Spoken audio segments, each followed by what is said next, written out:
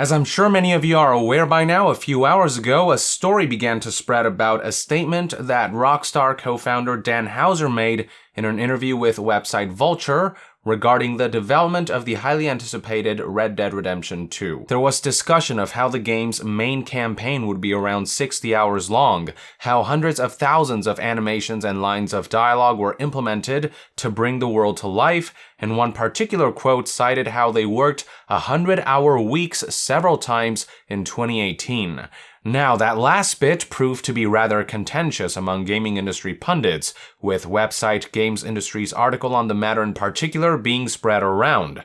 After all, it is no secret that poor working conditions as a result of long hours of crunch has been a pervasive problem that has afflicted many game development studios and burned out some of the industry's best talents. So when word began to spread that Rockstar might be a part of the problem, a lot of criticism began to be thrown their way.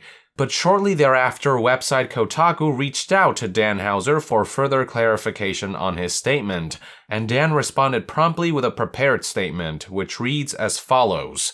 There seems to be some confusion arising from my interview with Harold Goldberg. The point I was trying to make in the article was related to how the narrative and dialogue in the game was crafted, which was mostly what we talked about, not about the different processes of the wider team. After working on the game for 7 years, the senior writing team, which consists of 4 people, Mike Unsworth, Rupert Humphreys, Laszlo, and myself, had, as we always do, 3 weeks of intense work when we wrapped everything up.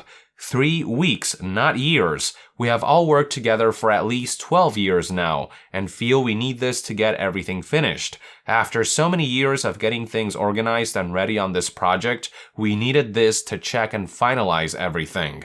Most importantly, we obviously don't expect anyone else to work this way. Across the whole company, we have some senior people who work very hard purely because they're passionate about a project or their particular work, and we believe that passion shows in the games we release. But that additional effort is a choice, and we don't ask or expect anyone to work anything like this. Lots of other senior people work in an entirely different way and are just as productive. I'm just not one of them. No one, senior or junior, is ever forced to work hard. I believe we go to great lengths to run a business that cares about its people and to make the company a great place for them to work. In other words, contrary to what's being spread around right now, seemingly as a result of Dan's statement to Vulture being taken out of context, working overtime is a completely optional endeavor, and in regards to the 100-hour weeks he discussed with Vulture, he was apparently only referring to himself and 3 other people on the senior writing team. Lending credence to Dan's clarification is how this paragraph begins by citing work like polishing, rewriting, and re-editing, things that a writing team would mainly partake in. Now, we don't know for sure what kind of work regimen the developers of Red Dead Redemption 2 were subjected to in order to finish the game, but at the very least it would seem as though Dan's statement wasn't directly referencing the team as a whole. He was simply talking about a specific group of 4 people who, seemingly voluntarily, decided to work overtime for 3 weeks to get some things done. Some doubt that Rockstar is entirely blameless of subjecting employees to crunch, in large part due to reports from 8 years ago regarding complaints that wives of Rockstar employees expressed in an open letter, citing how the studio expected staff to work 12-hour days, including Saturdays, lest they face disciplinary action, and how this has caused stress and associated health problems.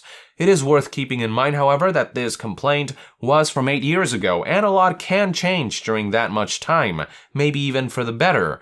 Hard to say for sure if that's actually the case, given the ambition involved with a game of Red Dead Redemption 2 scale, but if Dan's clarification is anything to go by, at least it's safe to say that the notion that all employees were expected to work 100-hour weeks in the months leading up to the highly anticipated title's launch is not true. From what I've seen, there have yet to be any widespread complaints about working conditions over at Rockstar and in developing Red Dead Redemption 2, so perhaps employees are generally relatively happy working at the studio.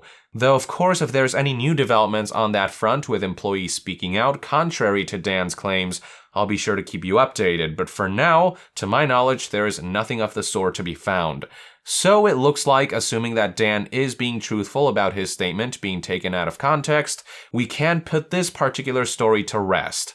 I myself uploaded a video peeved about the misinterpreted quote, but I've since taken it down, and hopefully this latest video highlighting Dan's clarification will serve as a better overview of the current situation. That isn't to say that we shouldn't keep in mind that crunch is still very much a widespread issue in the gaming industry, that developers continue to lack the appropriate protections, benefits, and compensation to feel safe about this kind of work environment. No situation highlights this better than what happened to Telltale Games, which suffered creative stagnation early on after its best creative talent left the studio due to toxic management and crunch, all of which eventually led to a mismanaged closure of the studio that put hundreds of employees out of work without warning and without severance to help them transition to new employment. The fact still remains that the gaming industry is hemorrhaging veteran seasoned talent as a result of burnout, and if the gaming industry intends to retain the best talent or garner new talent moving forward, something definitely has to change about the current status quo. The unionization of game developers seems to be right around the corner, and if that will aid in giving the people that actually handcraft our favorite games better safety nets and reasonable respite, I'm all for that. As far as Rockstar specifically goes though, until new testimony or evidence says otherwise, it looks like Dan's statement about 100-hour weeks isn't representative of the studio as a whole. While I don't doubt that crunch has occurred to some extent during the development of Red Dead Redemption 2, as it generally tends to happen in the final stages of a game's development, hopefully the hours weren't so ridiculous and unreasonable that it's had widespread adverse effects on health and morale of employees. Red Dead Redemption 2 is shaping up to be Game of the Year material though, so at the very least it looks like the team will have a tremendous launch to look forward to, and it looks like what they've crafted here is something that they can really be proud of. Anyway, that's all I have to say about the matter, so with that, I would like to end this news update and discussion video. Thank you for tuning in. If you enjoy my content and would like to support this channel directly, consider donating on Patreon. And to be further updated on all things gaming news, reviews, and discussions, stay tuned right here on Young Yeah. I'll see you guys next time. Young out.